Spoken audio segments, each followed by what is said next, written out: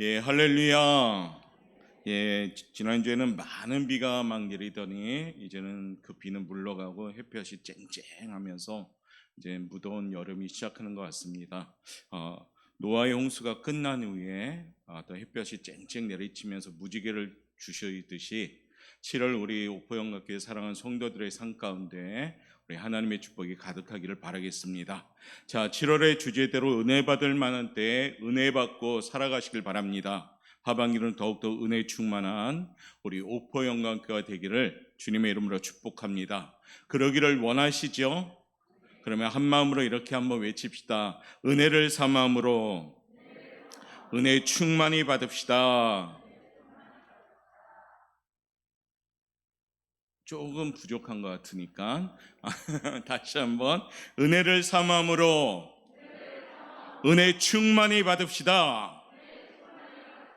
예, 요즘 날씨가 덥고 또 교회는 시원하니까요, 알게 모르게 눈이 무거워요. 그래서 벌써부터 예배 가운데 혼자 개인 기도하는 분들이 좀 보이는 것 같은데 다 같이 또 기도하고 그럴 시간에 했으면 좋겠습니다. 자, 오늘 본문은 어떤 배경이냐면 초막절이 끝나는 절기가 막 절정에 이르렀을 때 가나안에 들어간 사실을 기념하며 한 주간의 긴 광야의 장막 생활을 마치고 이스라엘 백성들이 제각기 초막을 거둬서 각자 집으로 이제 돌아가는 날입니다.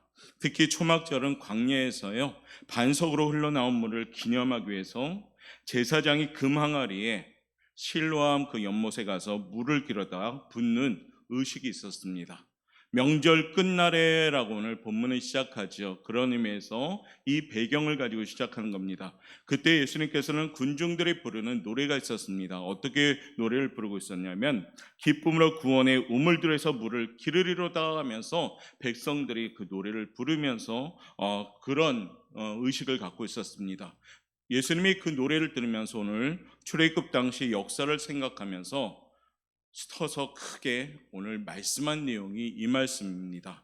오늘 본문 말씀 37절부터 38절까지의 말씀 우리 한번 큰 목소리로 함께 합독하도록 하겠습니다. 읽겠습니다.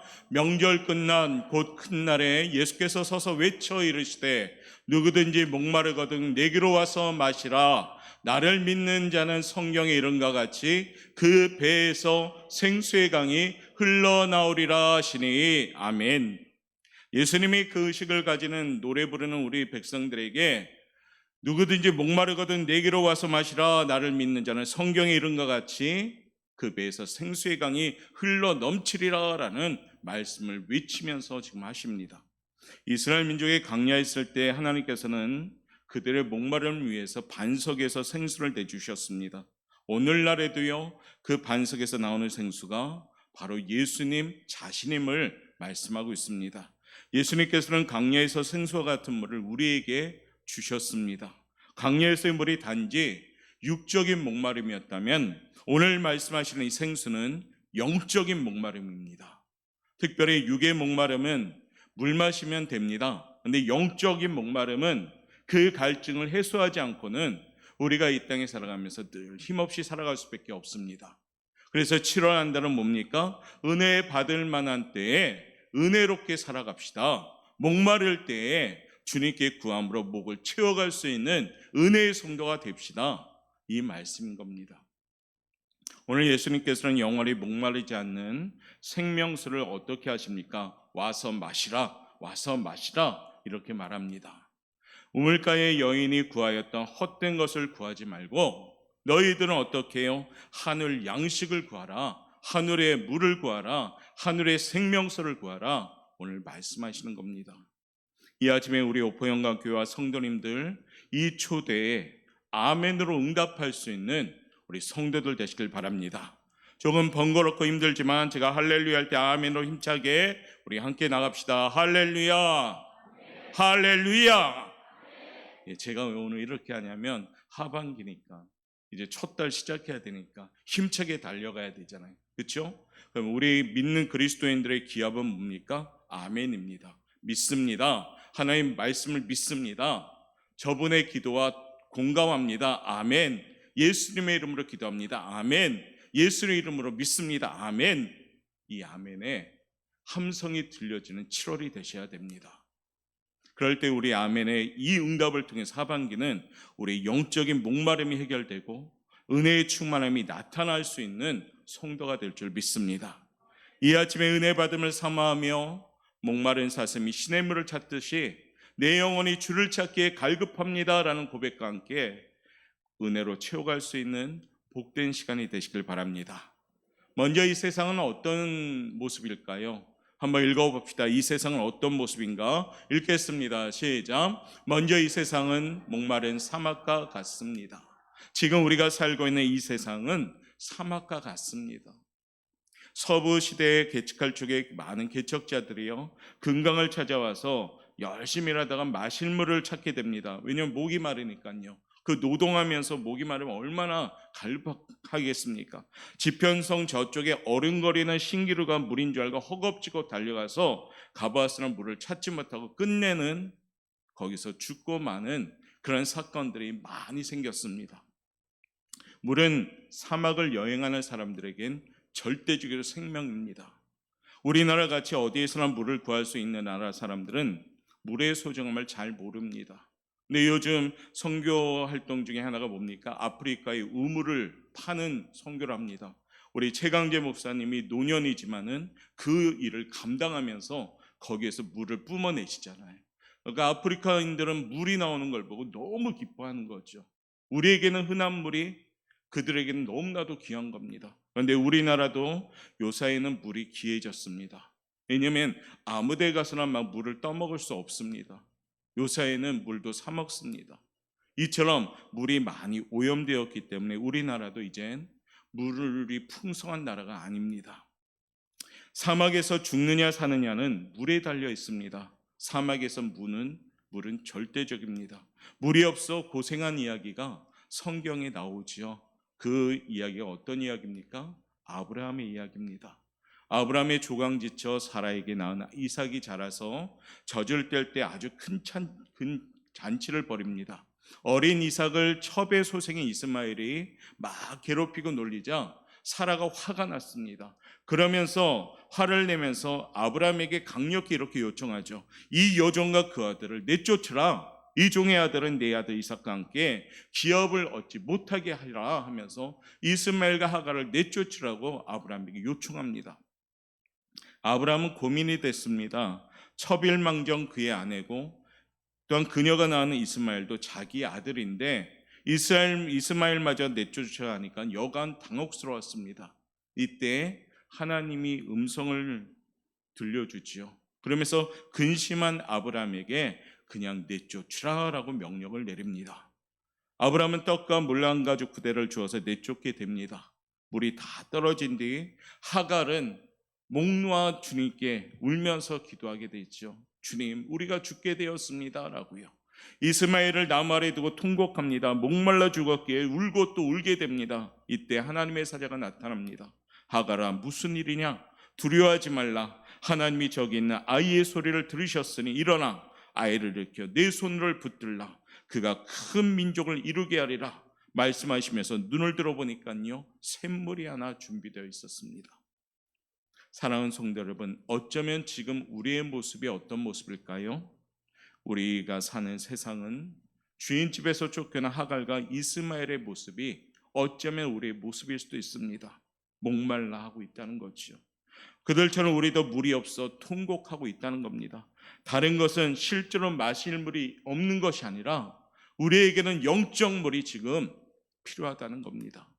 우리의 영적인 목마름을 해결해 줄 참된 생명의 말씀이 없어 때론 우리는 고통스러워할 때도 있다는 겁니다. 사랑하는 성도 여러분, 지금 세상은 많은 이야기가 넘쳐납니다. 책, TV, 인터넷 등 우리가 정보를 얻으려면 열심히 한다면 다 얻게 되는 그러한 세상을 살고 있습니다. 그러나 이 많은 이야기들은 삶의 공허함을 채우고 우리의 목마름을 해소하지 못합니다. 이 많은 세상의 잡다한 정보와 지식들은 우리의 목마름만을 느끼게 할 뿐 우리의 공허함을 채우지 못합니다. 그 이유는 왠지 아십니까? 거기에는 생명이 없기 때문입니다. 우리가 진정으로 추구하고 살아야 할 길이 무엇인가? 진지하게 알려주지 않습니다. 인생의 갈 방향도 알려주지 않습니다. 세속적인 욕망만을 계속 부채질하는 그런 이야기들 뿐입니다. 이런 사정은 종교에도 피할 길이 없습니다. 지금 우리나라에는 수없이 많은 교회가 있습니다. 수없이 많은 주의 종들이 있습니다. 수없이 많은 주의 종들이 하나님 말씀을 적어도 일주일에 3번씩은 선포합니다. 그 말씀이 인터넷으로 방송되고 이제는 때와 장소에 관계없이 하나님의 말씀을 접할 수가 있습니다.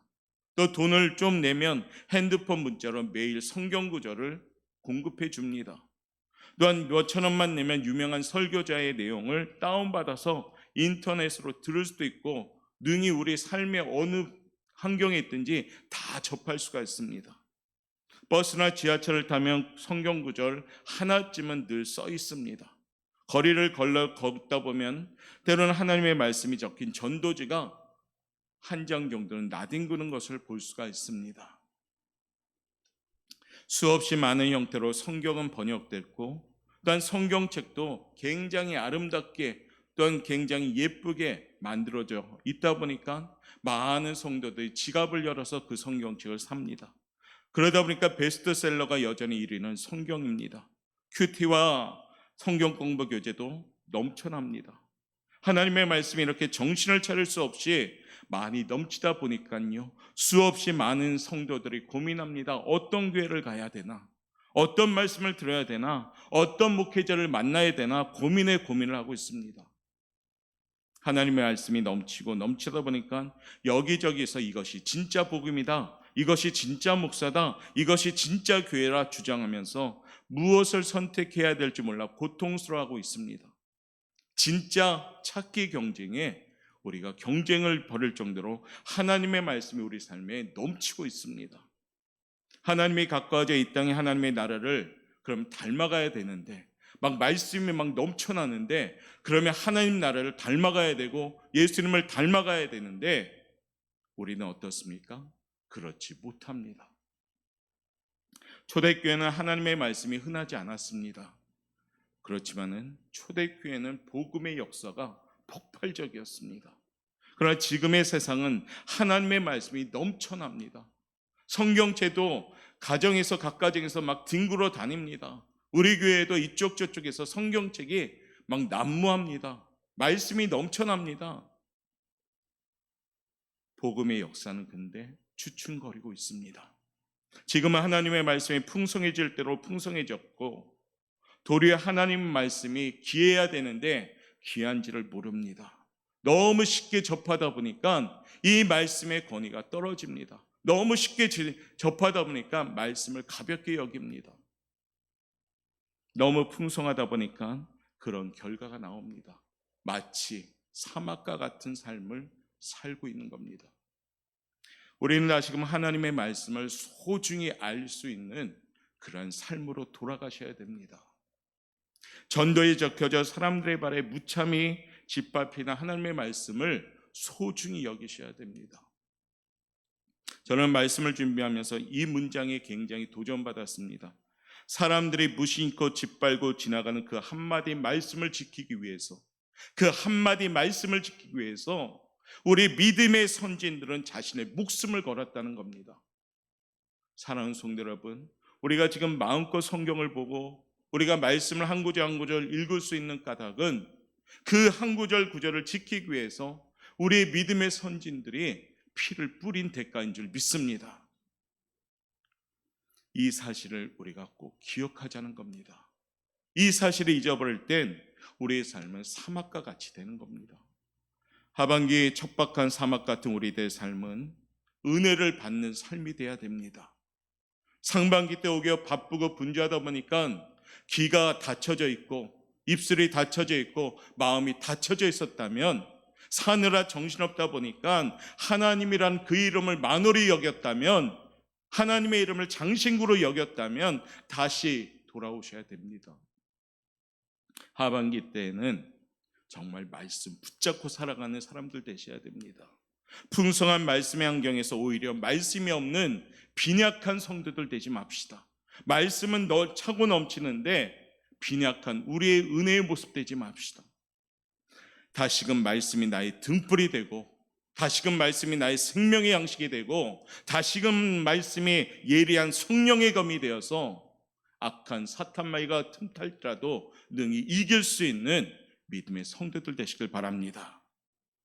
이 아침에 그런 우리의 모습으로 준비돼야 됩니다. 오늘 주님은 간절한 마음으로 이스라엘 백성들에게도 그와 같이 외치는 겁니다. 사막 같은 척박한 10년 가운데 은혜를 사모함으로 말씀이 건강하게 세워지는 성도, 은혜 충만한 우리 성도들, 그 성도들이 모인 교회, 우리 옥포영광교회가 되기를 바랍니다.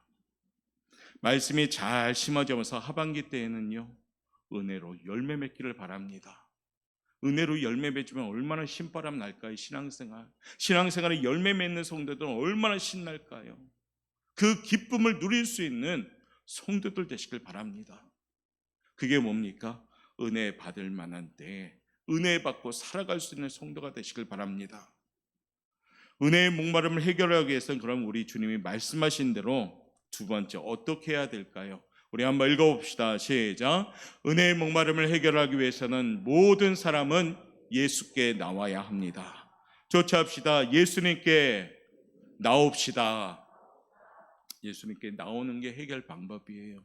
오늘 본문 말씀 보니까 누구든지 목마르거든 내게로 와서 마시라라고 주님 말씀합니다. 신앙생활은요, 예수님과 멀어지면 그 신앙생활은 병듭니다. 그러나 신앙생활이 예수님과 가까워지면 그 신앙생활은 건강해지기 시작하는 겁니다. 코로나 환경 가운데 예수님과 멀어진다면 육신적으로도 병이지만 영적으로 병 걸린다면 이 얼마나 바보스러운 모습입니까?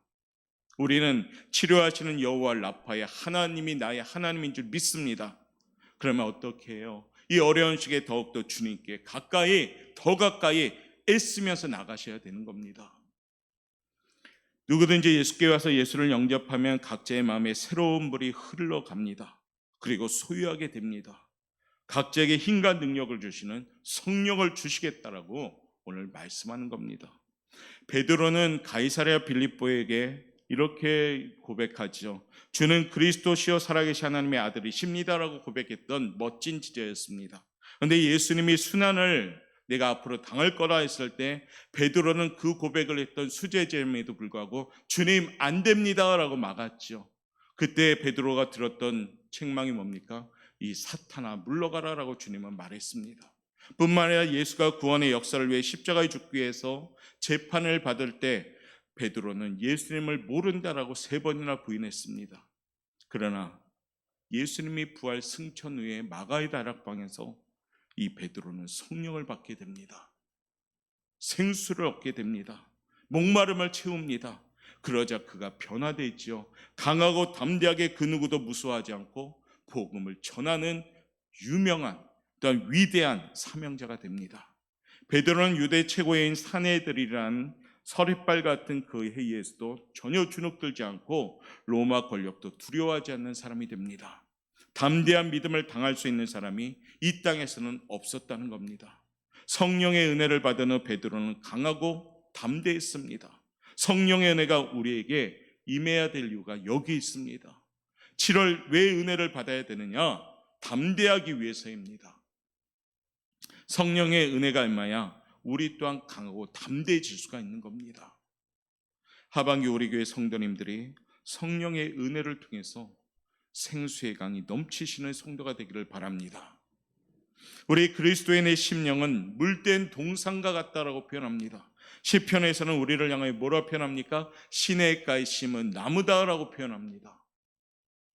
오늘날 강야로 흘러내려가는 요단강 근처에 많은 나무들이 무성하다고 합니다. 그 이유는 그 나무 속에 요단 강물이 계속 흐르기 때문입니다.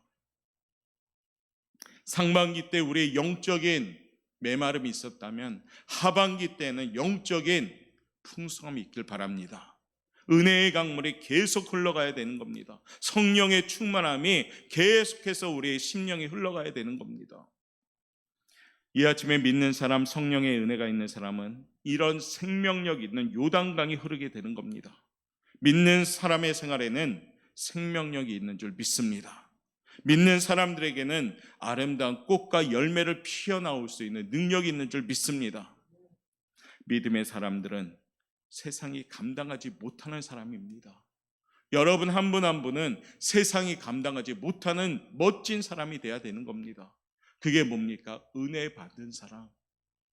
예수님을 만나고 예수님을 영접하고 세상에 이리저리 흔들리지 않고 내 마음 중심에 예수님을 견고하게 딱 모셔들고 예수 우리 왕이요라고 찬양하면서 그분을 인정하는 은혜의 사람이 될 때 세상은 감당하지 못하는 사람이 되는 겁니다. 하반기 때는 우리 사랑하는 성도들이 이와 같은 은혜의 사람이 되시길 바랍니다. 이런 사람이 성경에서 보면 베드로였고 바울이었다는 겁니다. 사도 바울은 기쁨이 넘쳤고 행복이 넘친 사람입니다. 사도 바울이 늘 강조한 것이 뭡니까? 항상 기뻐하라. 감옥에 가서 매맞고 있고 핍박당했던 그 육신의 피곤함에도 사도 바울은 밖에 있는 성도들을 향하여 주 안에서 기뻐하라, 항상 기뻐하라 라고 권면했습니다. 왜요? 영적인 생수가 있다 보니까 육신의 핍박은 아랑곳하지 않았습니다. 오히려 그는 항상 기뻐했습니다. 그러면서 우리에게 권면하죠. 항상 기뻐하라. 쉬지 말고 기도하라. 범사에 감사하라. 이는 그리스도 예수 안에서 너희를 향하신 하나님의 뜻이니라. 할렐루야. 하반기 때 우리의 모습이 이와 같이 됐으면 좋겠습니다. 이 모습은 예수 그리스도 안에서만 가능합니다. 왜냐하면 예수님만이 참된 생수가 되고 우리의 심령을 충만하게 채우시는 분이기 때문입니다. 이 아침에도 우리 성도에게 주님은 선포하십니다. 누구든지 목마르거든 내게로 와서 마시라. 하반기 때에는요, 예수님과 멀어지지 맙시다. 아무리 분주하고 바쁘고 계획이 많이 있을지라도 먼저는 주님과의 만남이 온전하게 세워지기를 바라겠습니다. 바쁠수록 기도하고 바쁠수록 예배하고 바쁠수록 찬양하십시오. 그러면 하나님 보시기에 얼마나 예쁘겠습니까?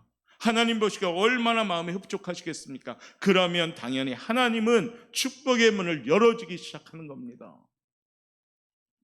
내 마음에 예수님을 중심에 모시고 이리저리 흔들리지 말고 오직 예수뿐인 인생이 우리 사랑하는 성도의 인생이 되시길 바랍니다. 이 아침에 예수뿐의 인생을 선포합시다. 하반기 우리 성들의 삶은 예수님을 온전히 믿고 마음 중심에 견고하게 주님을 세움으로 이리저리 이제 흔들리지 말고 오직 주님만이 나의 힘이라는 고백과 함께 나아갈 수 있는 성도들 되시길 바랍니다. 조치합시다. 내 삶의 이유는 오직 예수입니다. 공감하시며 아멘. 삶의 목적과 이유는 예수입니다. 우리가 사는 목적은 예수입니다. 이 땅에서 살아가는 호흡도 예수입니다. 사나 죽으나 우리는 주의 것인 줄 믿습니다. 그러면 이 목마름을 해결하기 위해서는 우리가 가장 중요한 세 번째인데요. 한번 읽어봅시다. 시작. 조치합시다. 예수가 나를 지배해야 합니다. 예수님이 나를 지배해야 합니다. 할렐루야. 이 제목만 가져가도 됩니다. 예수님 오늘 본문에서 생수의 강이 흘러나오리라 라고 명령하시면서 또한 외쳤습니다. 이것은 성령의 은혜가 충만한 상태를 말합니다. 실상 수십 년 신앙생활을 하는데 아직도 믿기 시작한 때나 지금이나 그대로 전혀 변함이 없는 이것도 저것도 하는 믿음 상태라면 문제가 있는 겁니다. 신앙은 성장해야 됩니다. 이런 신자들은 그럭저럭 신앙생활하는 것입니다. 예수님 안에 자신의 생명을 전적으로 맡기지 못하기 때문에 그들에게는 기쁨과 감격이 없습니다. 쉽게 습관적으로 신앙생활하는 종교인이 될 때도 있다는 겁니다. 그런데 오늘 어떻습니까? 주님은 우리에게 말합니다. 와서 마시라. 그래야만 생수의 강이 흘러나리라라고 말합니다. 하반기 때는 은혜에 대한 목마름으로 예배에 최선을 다합시다. 기도와 찬양에 최선을 다합시다. 머리로 아는 것이 아니라 내 마음으로 깨닫고 내 행동으로 나올 때 그게 힘이 있는 겁니다. 알고 있어요가 아니라 내 삶의 행동에 그것이 나올 때 거기 힘이 있는 겁니다. 그것이 뭡니까? 예수가 지배하는 인생인 줄 믿습니다. 하반기 때는 온전히 하나님 중심으로 살고 봉사와 나눔의 삶으로 헌신하시길 바랍니다. 완전히 새로워져서 새 노래로 주님을 찬양할 수 있는 예배자들 되시길 바랍니다. 그동안 달려왔던 우리의 인생 신앙생활이 그대로 멈춘 고인물이었다면 다 퍼내가지고 다시 한번 하반기 때는 새 물이 흘러갈 수 있도록 결단하며 기도할 수 있길 바랍니다. 하반기 6개월이 시작했습니다. 여전히 흐르지 못하고 그저 아니라고 안주하는 생활이 있다면 주님 벗어나게 도와주옵소서. 주의 보혈 의지하게 도와주옵소서. 주님을 사랑하게 도와주옵소서. 예수뿐이 인생 되게 도와주옵소서. 이같이 철저하게 목마름으로 기도하시길 바랍니다. 그럴 때 우리 주님은 우리들을 이끌어 가실 줄 믿습니다. 그 인생이 무슨 인생입니까? 바로 은혜의 인생인 줄 믿습니다. 은혜 아니면 살 수 없는 인생, 예수 없이 사는 인생임을 믿습니다. 내 안에 예수님이 사시는 인생, 세상의 모든 것 다 내려놓고 예수로만 사는 인생, 그 인생이 예수로 지배받는 멋진 인생인 줄 믿습니다. 하반기 때에는 저와 모든 우리 성도님들이 은혜 없이 살 수 없는 인생이 되시길 바랍니다. 오직 예수뿐이 인생 되게 도와주옵소서. 사느라 이리저리 바쁜 우리 삶일지라도 주님 오직 예수뿐이 인생이 되게 도와주옵소서.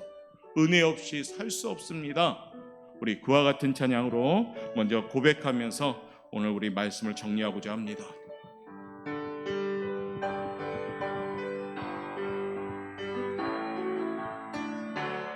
은혜 아니면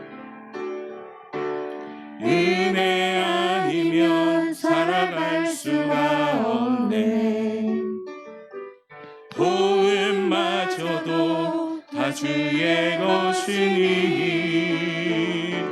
세상 평안과 위로 내게 없어도 오직 예수뿐이네. 한 번 더 은혜 아니면 살아갈 수가 없네. 도움마저도 다 주의 것이니 세상 평안과 위로 내게 없어도 오직 예수뿐이네. 그 신계에 다 볼 수도 없고 작은 것 안에 지쳐도 주께 묻기 나의 모든 삶 버티고 견디게 하셨네. 은혜 아니면 살아갈 수가 없네. 아멘. 나의 모든 것 다 주께 맡기니 참된 평안과 위로 내게 주신 주 예수 오직 예수뿐이 그 신계에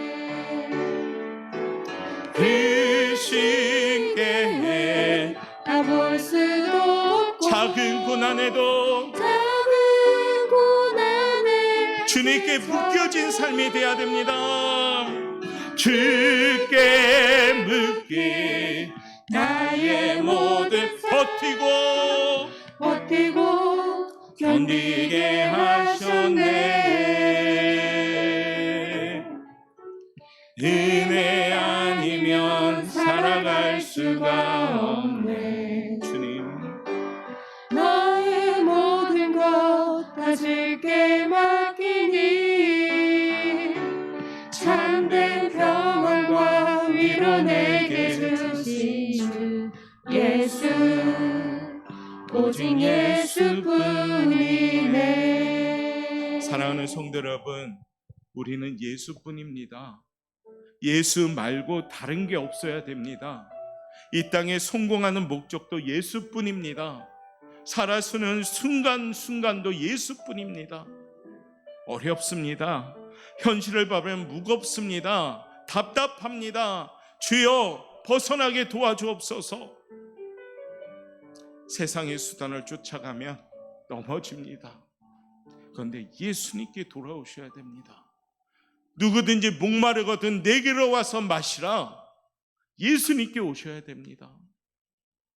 하반기 사랑하는 우리 오포영가교회 성도 여러분, 찬양의 가사가 아닙니다.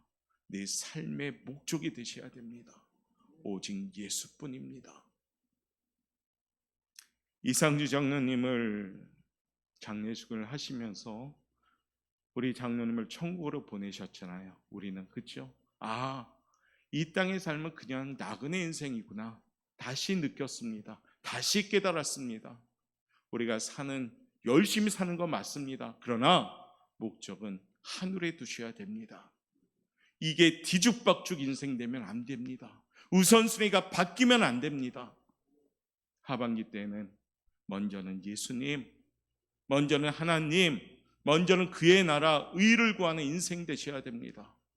그 인생이 예수님이 지배하는 인생인 줄 믿습니다. 힘들지요.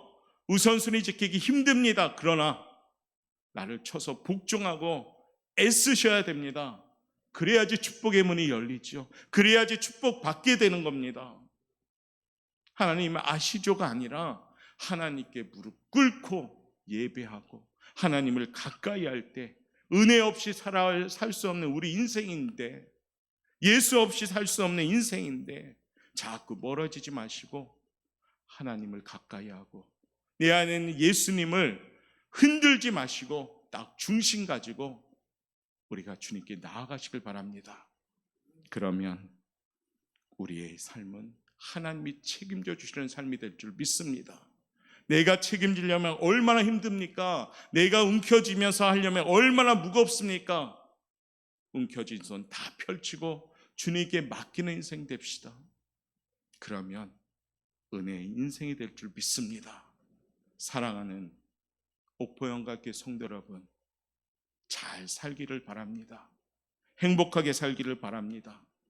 은혜 받고 행복한 인생, 하나님께 축복받는 인생, 하나님의 살아계심을 체험하는 인생, 그와 같은 기쁨의 인생이 되시기를 주님의 이름으로 축원합니다. 기도하겠습니다. 사랑이 많으신 하나님 감사합니다. 참으로 우리의 호흡